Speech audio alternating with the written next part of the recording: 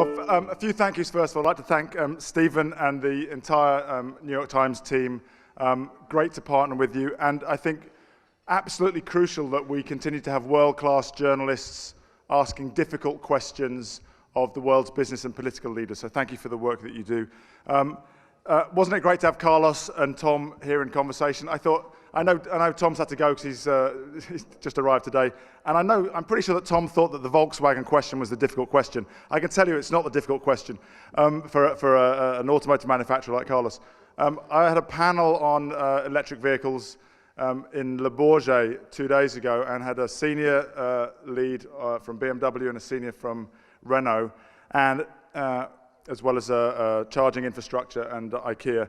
And they're all converted, right? So it was a bit of a love-in about how great electric vehicles are and how we were going to move really fast and it's all going to happen really quickly. And then at the end, I just asked people to give me a one-figure answer on when will the last mass-produced internal combustion engine be built. I can tell you that the two automotive company representatives were squirming in their seat, and they both seemed to conclude that it would be sometime after their career, whether because if they named the date now, their career would end immediately, or because they thought it'd be a long time, I don't know. So it'd be great to get Carlos back one day and ask him that question.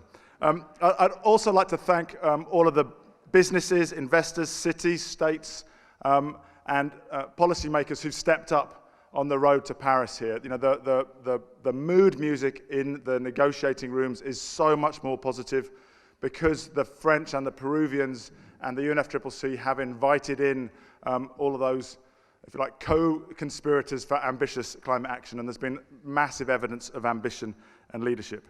I'd also finally like to thank my great friends and partners in the We Mean Business Coalition. They're scattered around the room, many of them. I could go on for hours about all the great work they do, but I won't because I've only got a few minutes. So we've got the World Business Council for Sustainable Development driving incredibly ambitious sectoral decarbonisation plans. CDP driving science-based targets as a new way of thinking about what the finishing line is. The B team leaders stepping up and making great commitments to lead their businesses to the low-carbon economy. BSR working on a lot of issues, but driving very detailed help in sectors to make ambitious change on climate. The Climate Group leading on the renewable energy revolution. We've got over 50 companies now, some of the biggest in the world, committed to 100% renewable energy procurement. The Prince of Wales Corporate Leaders Group are kind of masters of helping leading businesses engage with the policy work, and Ceres, one of the most important coalitions of investors and businesses driving policy change and practice change in the States. As Stephen said, Paris is going to deliver a new legal agreement, but it's going to deliver more than a legal agreement. It will be complemented by over 180 national climate plans. It will be bolstered by commitments on climate finance. I'm confident that the political commitment to 100 billion, which is one of the key outcomes, will be met and ramped up over time. And it will be emboldened by this unprecedented outpouring of leadership from regions, cities, businesses, and investors. That whole package is going to be the outcome of Paris, not just the text.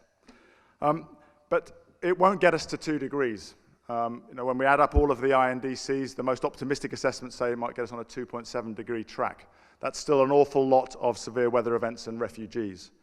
So sometimes 2 degrees seems like an impossible ambition. And for the Pacific Islanders, an existential ambition. They're chanting 1.5 to stay alive. So I just wanted to switch from climate to a different kind of race against time and take you back to the 6th of May, 1954. I wasn't around then, some of you may have been, but it's quite a long time ago, and you can see it on YouTube. That was the day that a young medical student, Roger Bannister, at the Iffley Road track in Oxford, set out to break an impossible barrier, to run the first 4-minute mile. People didn't think it was physically possible. They didn't think it was humanly possible. His friend, Chris Chataway, ran the first 2 laps. He was the pacemaker. You go on YouTube, you can hear Roger Bannister's rather plummy 1950s Oxford accent saying that he really didn't think that Chris Chataway was running fast enough. He didn't think they were going to do it. At the end of 2 laps, Chris Chataway stepped aside, and Chris Brasher took up the pacemaking and led Roger Bannister around the track for the 3rd time.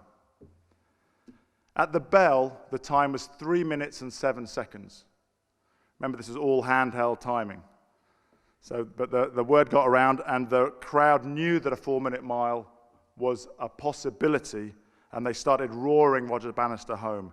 As he turned the last bend and looked towards the finishing line, he said he could see the faint line of the finishing tape appearing in the distance.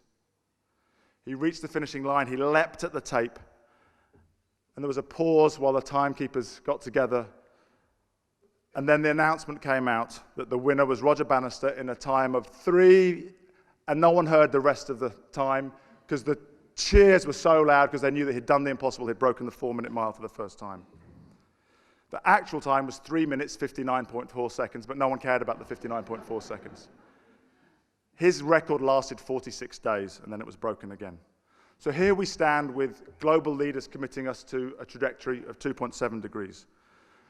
I believe that with businesses, investors, cities, and state leaders playing the role of Chris Brasher and Chris Chataway, we can pace-make the world's political leaders towards the finishing line, which now appears faintly 5 years ahead in 2020.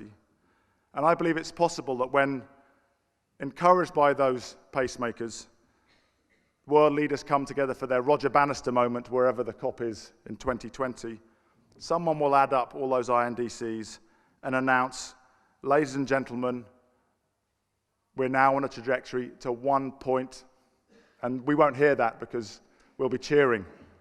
It may be 1.95, it may be 1.8, no one will care. The fact is we'll have proved that we can bend the curve down to below 2 degrees, and from there, maybe further.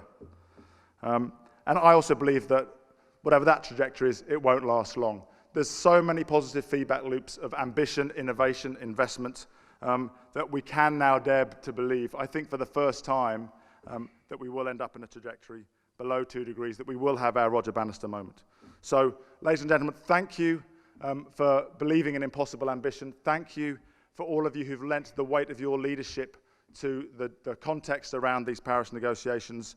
We're all crossing our fingers for an on-time or even early positive outcome.